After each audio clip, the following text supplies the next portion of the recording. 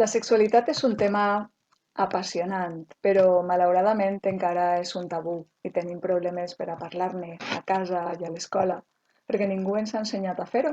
I la majoria de nosaltres hem hagut de buscar-nos la vida per a descobrir el que no sabíem.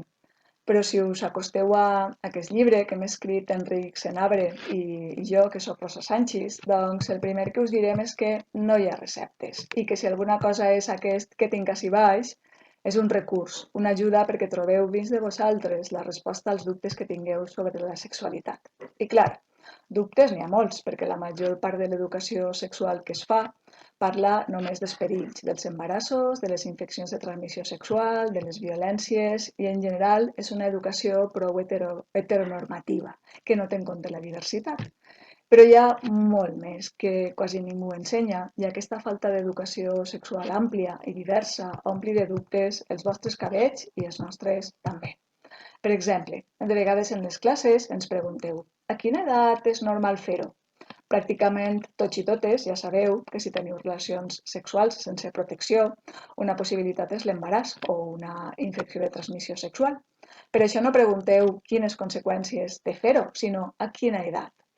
I la veritat és que no hi ha cap resposta bona per a aquesta pregunta, perquè depèn de cadascú. N'hi ha qui diu als 18, als 16, quan porteu 3 mesos, quan estigues enamorat o enamorada. I si nosaltres diguérem una edat, estaríem marcant una espècie de norma, el que suposadament és correcte, adequat o inadequat, i no és això en absolut el que volem fer amb aquest llibre. Per això, davant d'alguns dubtes que se us presenten, el que tinc ací baix no dona respostes tancades. De fet, el títol mateix és un interrogant, sinó que des del major dels respectes vol acompanyar-vos en el camí perquè trobeu les respostes. Us posaré ara 4 situacions com a exemple. La primera, no? Una xica diu, fa 3 mesos que eixim junts i és hora de demostrar-li quan m'importa tenir relacions coitals, com tots fan.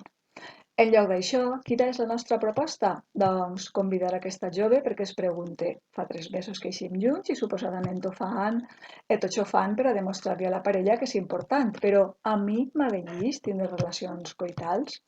Un altre exemple, un xic gay diu, el meu nòvio vol que fem X, no? La pràctica que siga, però a mi no m'avellix. Hauria de fer-ho per ell? Quina seria la pregunta? Segur que ho esteu pensant i l'heu endevinada. Desitjo jo fer-ho per ell? Desitjo jo fer-ho? M'avellix.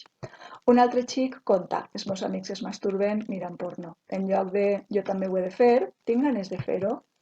I la última, tots els meus amics ho han fet ja. En lloc de jo hauria de fer-ho també, ho vull fer. Enric i jo pensem en aquest llibre, no? Que l'educació sexual és una ferramenta que ens pot ajudar a viure la sexualitat de manera positiva, segura i plaent, si desitgem tindre relacions sexuals, que tampoc és cap obligació ni és res mal no voler tindre'n. I si es pot donar alguna norma al voltant de les relacions sexuals és que aquestes han de ser consentides, voluntàries, igualitàries i no nocives, i a ser possible plaents. És a dir, que ha d'haver consentiment i voluntarietat de les parts, sense malentesos, que les dues sàpiguen les conseqüències de la conducta, sense coacció ni manipulació, que ha d'haver igualtat i simetria d'edat, de poder, que la conducta no pot ser danyosa ni nociva, físicament o psicològicament per a ningú, i que ha de ser plaent per a ambdues persones. No? Però per a poder viure la sexualitat de manera sana cal conèixer també la cultura en la qual vivim, les pressions que rebem segons estiguem socialitzats com a homes o com a dones, els diferents eixos d'opressió que ens travessen, no és igual tindre un cos a la moda que no tindre'l, ser una persona racialitzada o d'un altre país que no ser-ho, tindre diversitat funcional o no tindre-la.